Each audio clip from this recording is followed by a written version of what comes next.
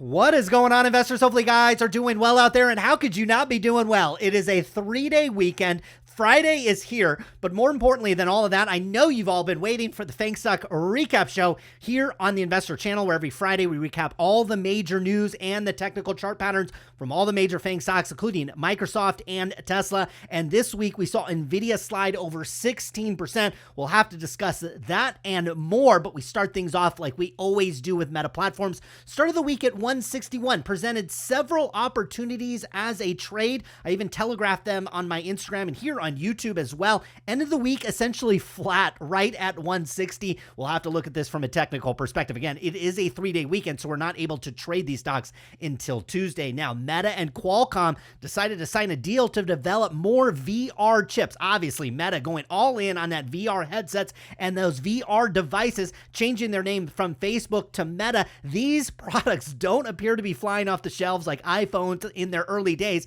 I don't necessarily think these are going to be widely used, but Meta obviously believing that to be the case, continuing to invest in here. We'll see what happens with that. Now, the Meta team is exploring new paid features on the core business, which I think probably needs the most focus over at Meta, Facebook, Instagram, WhatsApp, potentially getting new paid features. Now, the company stressed that they weren't going to allow a feature where you turn off all the ads on Facebook. I don't think they can do that. When you look at the ARPU, or the average revenue per user here in the United States, it'd be way more than like a Netflix subscription to turn off those ads on Meta. And so look, I think this is interesting. I think they need to continue to go down this road. They have so many users and so many people essentially addicted to their products. The more ways they can monetize those, I don't necessarily think that is priced in to Meta stock, which we're seeing right now, a forward price to earnings on this one at just 16. Now, a social media minor health bill heads to California governor's desk. That is Gavin Newsom out here. So it's obviously made its way through the legislator. It's on his desk. I have no idea if he's going to sign this or not, but this is kind of interesting. Okay. It talks about the mental health, and look, as a parent, I think you are responsible for your children's mental health, but there's certainly some discussions that we need to have about Meta and Instagram and Snapchat and Twitter. And if using those services, or how those services are marketed to a broader range of children or minors in this case, if this is something that the companies need to take more responsibility in, or do parents need to do a better job at moderating children's use of that? We'll see what happens to this. But Meta and these companies really pushed back on this, saying, look, we'll have to create different kind of approaches based on the different laws that maybe get passed in California or New York or Florida or Texas or wherever it might be. I certainly agree with them in that sense. It's a tricky issue. Obviously, if you're a parent, we'll see how this materializes over the longer term. Now, a firm boost Meta's estimates, and this was interesting. They cited improvement for August and the holiday. This is according to Cleveland Research, which looked into Meta's kind of ad buying. And this is typical. As somebody that spends quite a bit of money on online ads, one of the ways I make money for my family is to buy ads to websites, and essentially I earn money on those websites. And look, June, July, August, the summer months are absolutely dismal from a revenue perspective. Ad rates go down. Everything goes down except for back to school and travel categories for the most part. We tend to start seeing things start turning around in August. Obviously, as you head into Q4, you have a lot of product advertising for the holiday season. We're expecting Meta to put up relatively strong numbers here in that season. Now, social media names rose alongside Snap's restructuring. This is one of those beautiful things that only happen on Wall Street. So Snapchat rose over 8% this week as the company announced that they were going to cut 20% of their workforce. That's nearly 1,200 jobs. Only on Wall Street, when 1,200 people lose their job, the stock actually goes up, because obviously cost and expenses tend to go down, and maybe it helps profitability over at Snapchat, which is non-existent. But the company is focusing on more of its core business, shedding different things. This gave a boost to Meta, and you certainly could have made money in the shorter term when it came to Meta. Now, hundreds of Facebook contractors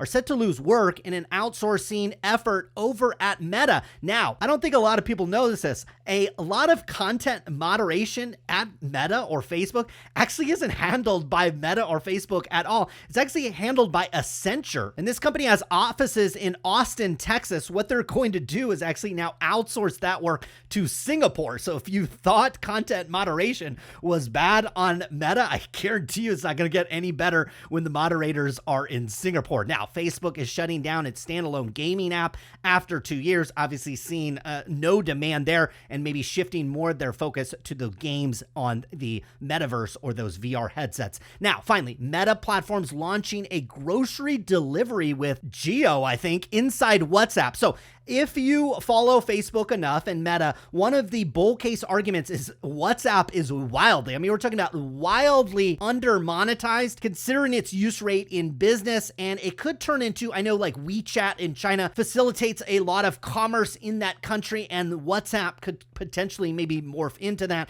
Certainly bullish for Meta in the longer term. And then finally, the last news story out of Meta was Meta Horizon. This actually came in late last week after we recorded our video, but Meta's Horizon's VR leader is exiting the company. So again, this doesn't have me really bullish about VR headsets when the leader of that group inside Meta actually left the company last week. This is why we continue to focus on WhatsApp, Instagram, Reels, the different ad formats on Facebook and those properties, because that is what's going to drive Meta's stock higher. If these VR headsets were an amazing product, like the iPhone, like a Tesla, they would be flying off the shelves. They would have a waiting list for them. The fact that they don't, you know for a fact that product isn't really, it really isn't that great. And I think this VR leader exiting the company probably evidence of that as well. Moving on to Apple, got a gigantic event over at Apple next week. Obviously on Wednesday, we'll be watching that closely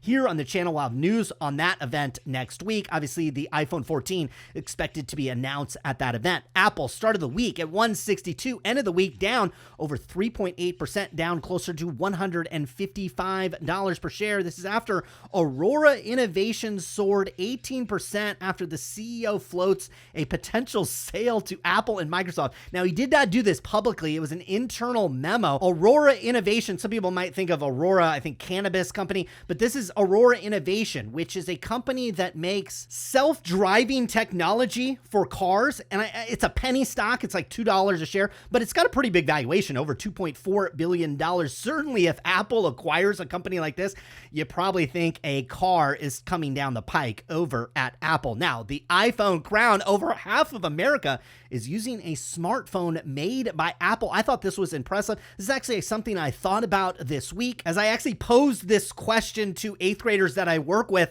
in terms of kind of teaching them some financial literacy. I asked them like, how much more room does Apple have to grow their iPhone business when so many people already have this device? Obviously, over half of America has this phone. But I think what we're really starting to think about with Apple is not necessarily the penetration of the device, which certainly could get incrementally better over the years. Half of America, maybe 52, 53% this time next year have an iPhone. But what it's all about is actually pricing. Okay, how much more can they drive up the price of an iPhone? I think that's important, and we'll certainly get a window to that on the next iteration of these devices, which again, we'll see next week. We'll see how much they drive up the price on these phones, especially on the high-end devices at Apple. If we see large price increases, obviously Apple does so much legwork and so much research into pricing. If they're able to expand prices 10, 15, 20%, maybe even higher than that next week, that will be incredibly bullish for investors because they have such great market penetration already, as evidence of half of America having an iPhone. Now, the DOJ is in the early stages of drafting an antitrust complaint against Apple. Another week, another DOJ complaint and antitrust suit potentially against one of these companies. This one does not relate to the App Store and that App Store tax, which taxes a 30% charge on every dollar that goes through essentially an iPhone. This is a more broader actual complaint that if the company's control on its devices actually harm competitors. We'll see where this materializes in an election year. It probably means more donations, with these companies tend to give out pretty heavily. Moving on to Amazon, started the week at 131, down just about 2.9%. Again, a lot of bearish news out there. If you're following Twitter or any of these news outlets out there, a ton of bearish news. Guys, a stock going down 3% in a week, not really that big of a deal. So we started the week on Amazon at 131, ended the week closer to 127.50. Amazon is following through on its pledge to rationalize or kind of pare back on its warehouse space. Now, one thing that's not reported in here, I got an email as an Amazon seller. The way Amazon fulfillment works is essentially if you are a seller of goods, you're either manufacturing those goods or you're buying them wholesale. It doesn't really matter how you're getting the goods. What ends up happening is you send them to an Amazon warehouse where they can kind of pick, pack, and ship the orders for you. Now, after the pandemic, what Amazon started to do was actually limit the number of items you can send in. They really just wanted about a 3-month supply in their warehouse. So for example, if you have a product that sells about 10 units per month, Amazon at the most would allow you to send in about 30 to 40 units into the warehouse. Again, giving you about 3 months supply. Now, that made sellers like me, if I had hundreds of these units to get maybe a quantity discount from a manufacturer or a wholesaler, well, that would require me to warehouse these maybe in a storage facility or my own warehouse. Amazon sent me an email this week. What they're going to allow you to do is they're actually going to have a separate warehousing facility where instead of sending all my items to fulfillment warehouses, they're actually going to have a separate warehouse where I could store my excess goods. It's going to be a little bit cheaper than these fulfillment networks. And what Amazon is going to do is then going to be able to pick from that warehouse and replenish the fulfillment warehouses.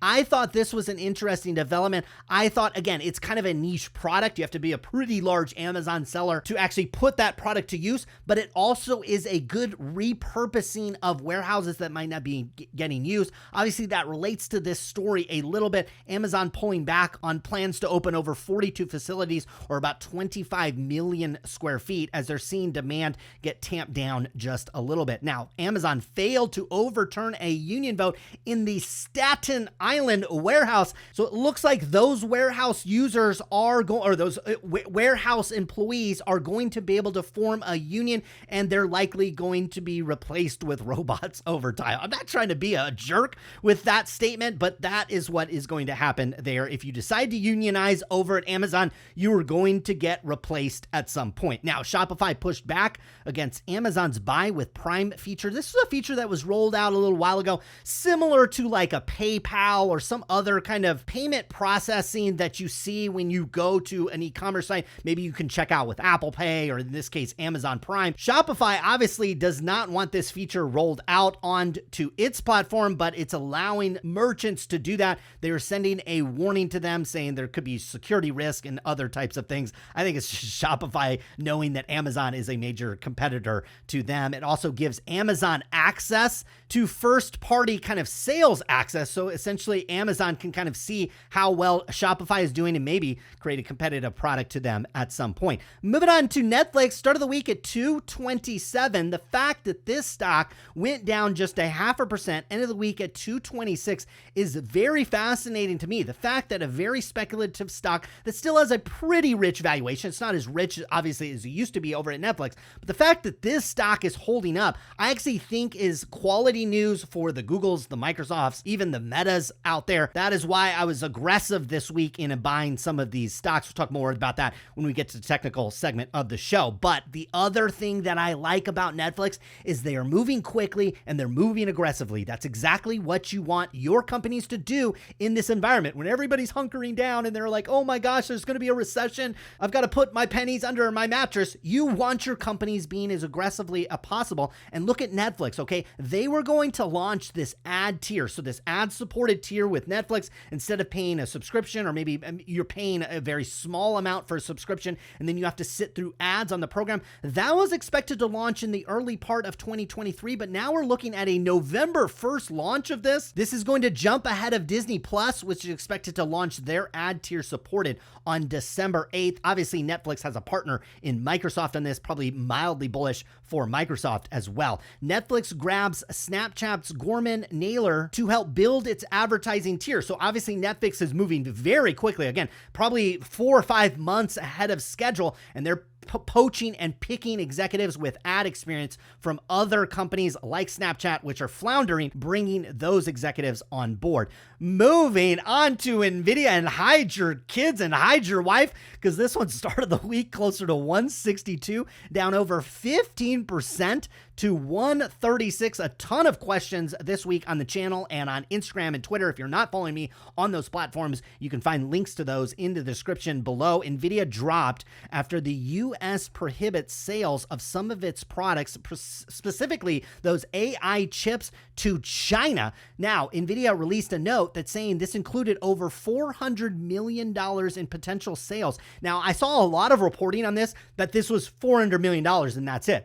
No, this was just for the third quarter. And I saw some analysts saying that obviously the longer this ban goes into effect, I don't know if the upcoming third quarter is heavy for chip buying for big national governments like China. But I saw some analysts saying this could be a $400 million hit every quarter that this ban is in place. So you annualize out a $400 billion mark and you're looking at way over $1.2 billion in sales. And folks, NVIDIA's on pace to do about $20 billion in sales over the next 12 months. If you're shaving off 1 billion, 2 billions of this, these are very tangible numbers. And this is why this stock absolutely fell off a cliff this week. Now, NVIDIA also slipped as all kinds of analysts loaded up and downgraded the stock as there's too many uncertainties. The other thing that we talked about last week when it related to analysts is they are not projecting a V-shaped recovery. And obviously, when the United States government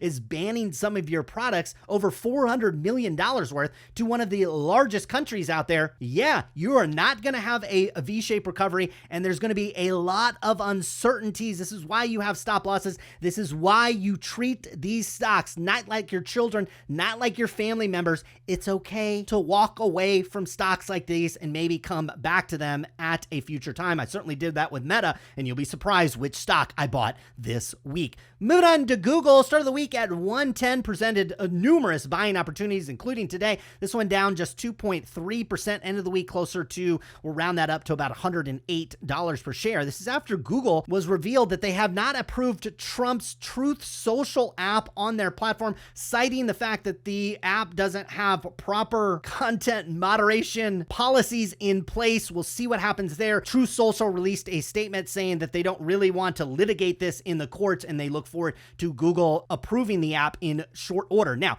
we did get other news on this, the fact that Google brought back a competitor, which is a Parler app. They brought that back to the Play Store, so that could potentially be bullish for DWAC, which is Trump's Digital World Acquisition. Some people might be wondering if I think that stock is a buy.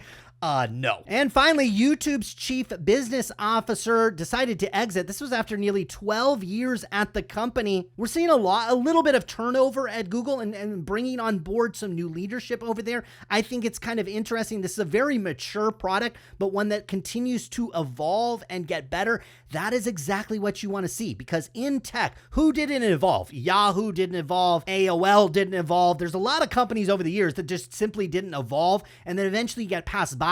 YouTube constantly evolving, constantly changing, bringing in fresh blood, I actually think is bullish for the stock and the product in the longer term. Moving on to Microsoft, start of the week much higher at 266, presented you a buying opportunity probably yesterday and today, and the week down about 3.8% to finish the week at $256 per share. Spoiler alert, I bought this one today. Now, Microsoft's $69 billion planned purchase of Activision is going to get an in-depth UK review. Now, Microsoft has until about September 8th, which is just a couple of days from now, to submit some remedies that might give the UK authorities a little bit greater incentive to improve this deal. Likely this is going to drag out a little bit longer. There obviously is a $3 billion breakup fee on this one. Obviously, I think the downside is far more greater for ATVI, as this deal was consummated well before the market started to sell off. You have a gigantic delta between the $77 price tag and the $95 per share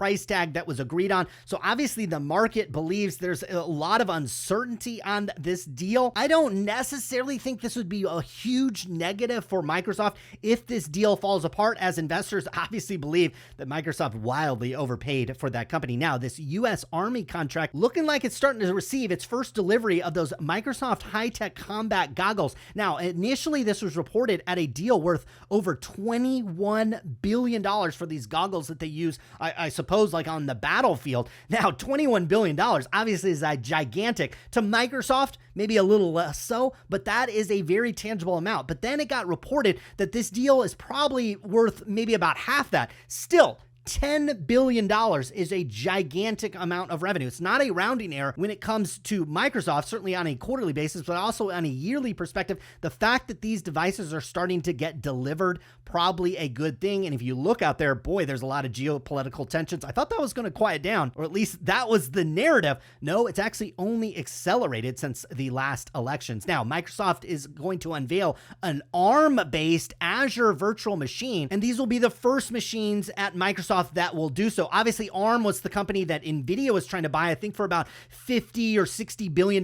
That deal got squashed. Unfortunately for NVIDIA, the stock might be holding up a little bit better if that deal was able to go through. But this is essentially the future of chip computing. I have a lot of people that get in the comments with liquid cooled nitrogen gaming platforms that have a very specific and narrow use. They'll say, oh no, ARM-based technology, I can't play World of Warcraft on that. Well, the vast majority of people out there, and certainly from a server environment, CPU environment, will use ARM-based chips in the future. I am currently running this on a Mac with ARM-based, and I'm telling you, it was worth, I think I paid over $5,000 for this laptop. I would have probably paid double that considering the amount of time and effort it has saved me. Moving on to Tesla, start of the week at $285. This one down over 5%. I did not buy this one. I'll show you from a technical perspective. Maybe I should have, but this one is getting close to the area where we do, down again over 5% to $270 per share. This is after we got huge news out of those China-made vehicles hitting 77,000 units in August.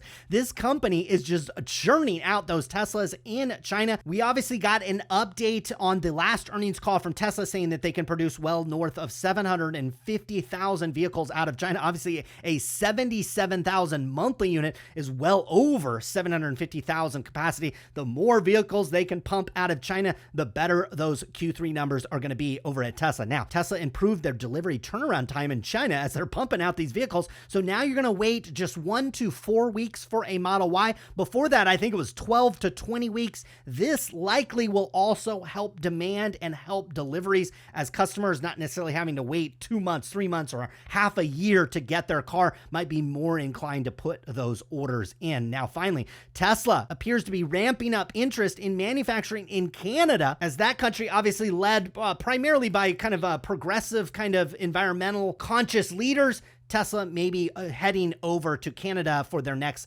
manufacturing hub. And now finally, Tesla aim to get approval for their self-driving vehicle software by the end of the year. This is both in Europe and the United States. Obviously, we reported a news story last week, the fact that the company is going to raise their self-driving platform cost from, I think it's like $12,500 up to $15,000 if they can get approval by governments for basically that software to come out of beta. I think would be bullish, essentially from the software margin perspective at Tesla. Now, moving over to the technical segment of the show, we are seeing a massive pullback in the markets, and these things should get you excited. I know a lot of investors are getting nervous and getting scared, and oh my gosh, the markets are going down. Folks, unless you're about to retire or you need to use that money next week to buy a house, pay a medical bill, pay for a Rolex or whatever it might be, don't worry. The market's coming back. This is exactly what you want. Your stocks going up don't do you any bit of good unless, number one, you're a trader, or number two, you need to sell them. If you're a long-term investor, stocks coming back should actually get you excited. That's where we're sitting at here. I'm as excited as all hell that this rally finally gave back, and now we're starting to pull back. On the S&P 500, we should have some support here right at about 3,900 on the S&P 500. Here's what you're looking for from a bottom. Okay, so I have this red line in here. This is a steep, gigantic uptrend. We were saying for weeks as this uptrend was intact that this is too steep. It's going to give back. It has to give back. What you're looking for is this to fall flatten out. Okay, notice what if we stop right here? We have a low, a higher low, and we've just made a higher low. If we can bounce here, and eventually what we're looking for is higher highs. We need to push up above 4280 on the S&P 500. Not saying it's going to happen next week. Not even saying it's going to happen this month in September. But at some point over the course of Q3 or Q4, you're looking for a pushback over here. Now, some of you might be saying, well, this rally, this sell-off is not over. Okay, no problem. This sell-off can continue as long as you don't really get below these lows that we made back in July at 3,700. Folks, that's another 200 point drop. Another 200 points can be shed off the S&P 500, and in the short micro trend is still actually up. Always take a step back. I know CNBC and I know Twitter and all these macro economists that are saying, oh, the Fed's going to do this. And none of these people believed the Fed a year ago. And now all of a sudden they're believing every word that comes out of Jerome Powell's mouth. These people are idiots. Let this market come all the way back to 3,800. Shoot, even come all the way back and come really close to retesting these lows down at 3,600. Guys, that's over 300 points off this market. That's another 10% decline. It could still technically be forming a bottom and an uptrend. Now, I'm not declaring that here on the program. I'm not saying that's exactly what's going to happen, but from a technical perspective, that is the setup. I think that is probably more probable. Now, the other scenario is we come all the way back and we back test on this downward trend line, which is still intact. Quite frankly, the whole downward channel that we're in is intact. It's just kind of widening out. So certainly we come back here and back test all the way to 3,500, all the way, maybe all the way down to 3,400. Those are buying opportunities in these markets for longer term investors. Now, moving over to Meta, this one from a technical perspective has been very, very predictable. We are still making, again, in the shorter term on this one, we are making higher lows. It's not dramatic, but these are higher lows, and we're making somewhat higher highs. It's not really convincing, but I posted a video earlier this week and I telegraphed this trade on my Instagram. Again, links in the description below. I saw numerous people said they made money off this trade. Look, when this stock gets down to the bottom of this trend line, which is right about 158, 157, or so. The stock flashed at 159 today. I stepped in there and bought it again. I know it's a 3-day weekend. It'll give investors to digest the news. Maybe this one dumps out the bottom of this trend, but look, I bought this one at 157 earlier in the week. It had a gigantic pop the next day. I sold it, made about 4 or 5% on my money. It came back down, presented the opportunity again today, bought it again. I have a stop loss on this one about 155, essentially the lows that you made back in June. You wouldn't want to see this one retest the lows in June or blast past them. That probably means we're making obviously newer lows on this one. I would guess south of 150. You wouldn't want to see that. Protect yourself on all of these shorter term trades, considering the shorter micro trend is down in the markets. Now, Apple hit the first area of support. We've had this marked out here on the channel. This is why we go over the technicals every single week, to give you some context as these markets start to pull back. You can see 157 was the first area of buy for Apple. I did not buy it at this level because this momentum is pretty sharp. There's another area here at about 150. I'd be a little bit more excited for Apple at 150. Where I'd be very excited is actually south of 150. And again, the similar setup with Apple is the lows are all the way down here at 130 on this one, meaning this stock could go down another $30 all the way down here to about 135. And if it bottoms out there and then rallies, that is the start of an uptrend. Again, higher lows is what you're looking for. I don't think this materializes next week or even sometime this month, but over this pullback, if it gets really deep on Apple, the news is going to get really bad. There'll be a market sell-off or markets in turmoil thing on CNBC. That is when you accumulate stocks. When everybody is negative, they think the world is going to end. That is when you accumulate. This one for me, south of 145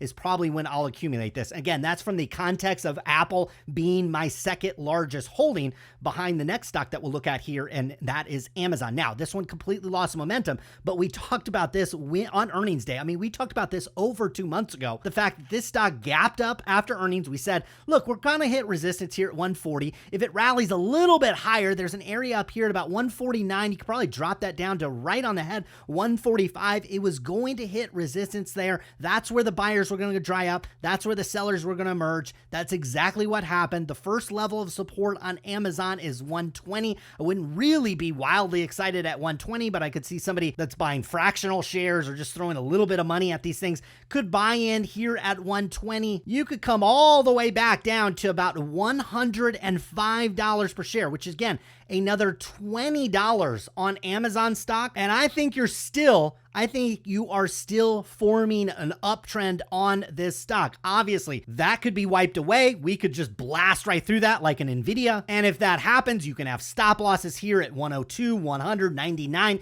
If you don't want to lose that principal, I think if you blast through this on Amazon, barring any kind of like NVIDIA-like fundamental change in the company, I think that's a buying opportunity. Me, for Amazon, I will absolutely buy this one likely south of 110. I think we get an opportunity later this month. Now, one of the reasons why I'm pretty bullish is number one, a ton of people have flipped bearish, okay? And you always want to be contrarian, not necessarily to a fault, but when the consensus across everywhere you look is bearish, down, world is going to end, that is when you want to start looking for hope. And you actually see that with Netflix. This is a really speculative stock, has a pretty rich valuation, doesn't print wild amounts of profits, doesn't have a buyback, doesn't pay a dividend, but it's holding its technical pattern, okay? We are making higher highs here. And the fact that it's held this level after this week, I'm actually pretty surprised. I thought we'd break through and retest this $200 level. Now, we might do that next week. The sellers might emerge or the buyers might dry up here at Netflix, and we come back down here to 200. That's the first area where I'd be interested. Although if we break this trend, I think we're probably coming further down, probably south of 190 on that one. That would be where I'd first be a buyer on Netflix. But look what Netflix would do, even if you go from 220 all the way down to 185. If you do that next week, you are still making higher lows. You're still making a series of higher highs, folks. That is an uptrend. That's exactly what you're looking for in stocks. Now, what you're not looking for in stocks is for them to break trend and break technical patterns. That's exactly what NVIDIA did. This is why if you're going to buy these stocks and you're worried about losing your money, you need to have some stop loss on these ones. You need to be able to hit that sell button when things really go bad, and things really went bad on NVIDIA this week. We thought there was a probability that we could hold this 145 level. It busted through that. In fact, it gapped through that on those news that they weren't going to be able to sell those chips to China. I would not touch this stock. This is not Meta. This is not Netflix. This stock has still a gigantic valuation on sales and profit, and we have no idea where those sales and profits are going to be. At this point, we understand Netflix and sales. We understand Meta's sales and profit standpoint, at least to a margin of safety. We have no idea with NVIDIA. Personally, I think this stock is probably at least 50% overvalued, which means you'd come all the way down here and retest the highs that we made before the big drop in the pandemic. In fact, most stocks have done that. The fact that NVIDIA has not, and the news has just continued to get worse on this one, I think you have a high probability of doing that one. I would not touch this one, although you have high volatility in this stock. Certainly can create money-making opportunities. I repeat, I would not go long this stock anytime soon. There's not enough clarity. The news is really bad. Some of you might be saying, well, that's when you become a contrarian. Well, at some point, you're just an idiot. When you're buying a company 20, 30 times sales, we're not even talking about earnings. We're talking about 20 to 30 times sales on a stock like this. Still got a market cap over $340 billion, and one of its leading markets no longer can buy its product, at least from a government and regulation perspective. I wouldn't touch this stock. There's plenty of other stocks I'd rather be in, including Google, which I bought at least 3 times this week. Again, we talked about how this stock is making higher lows. It's making more convincing higher highs on this one as well. This is a beautiful technical pattern. Now, could this technical pattern completely break down? Absolutely, but we should have some support at 106, which were basically the previous lows that we made back in May and June.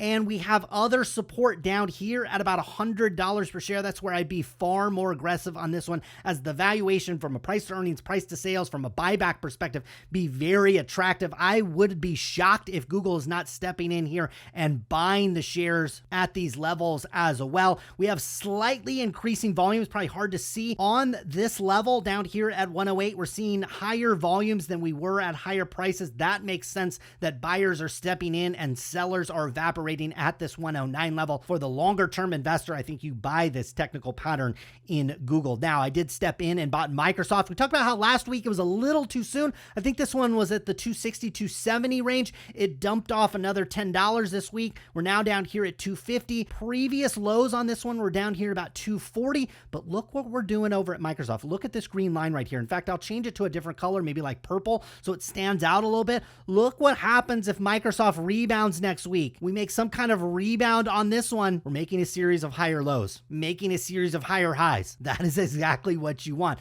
We have some longer term support here at 250 on this one. I stepped in, bought a small amount. If it continues to drop back, we'll continue to buy Microsoft heading into next week. Now, Tesla, probably the most interesting setup because like all these stocks, except for probably Meta, NVIDIA, and Netflix, the long-term trend, especially with Tesla, is parabolic, but the longer-term trend is basically a straight arrow upwards. But also with Tesla, more interesting is actually the intermediate trend is actually up as well. Again, series of higher lows made along this stock, all the way dating back 2 years. I mean, this is going all the way back to December of 2020. We've been basically making a series of higher lows on this one. Now, in the shorter term, we're making a series of lower highs. We're basically flagging out or making a little bit of a pennant formation.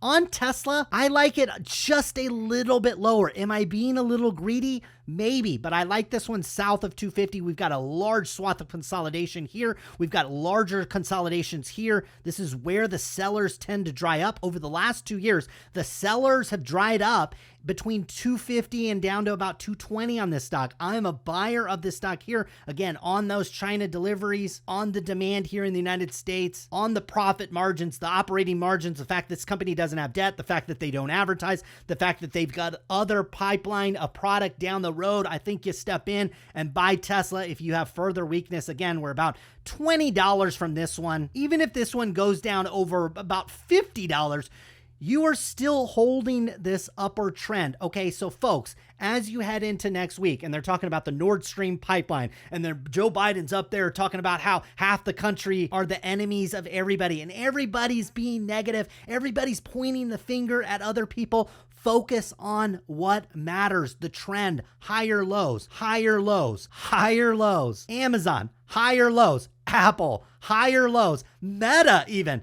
making a series of higher lows, higher highs. These stocks, be aggressive when everybody is negative. This time next year, all of these companies are going to have gigantic earnings growth because the comps are going to be easy. And just understand from a technical perspective, the S&P 500 could drop another 10% at least and still potentially be forming a bottoming formation again. That is not, we're not dealing in certainties here. We're dealing in probabilities. That's all we can deal with. But we're also looking out a year, 2 years down the road. I am no longer in the bear case camp. I'm in the bull case. I'm in accumulation mode, and we're going to be in accumulation mode likely for the rest of this year. I don't care what the pundits are saying, because when the indexes have shed off 1,000 points over the last year, tell you what, folks, there's a lot of bad news already priced into these markets. And yes, things could get incredibly worse. I've lived through them. The great financial crisis, the dot-com bubble, 9/11,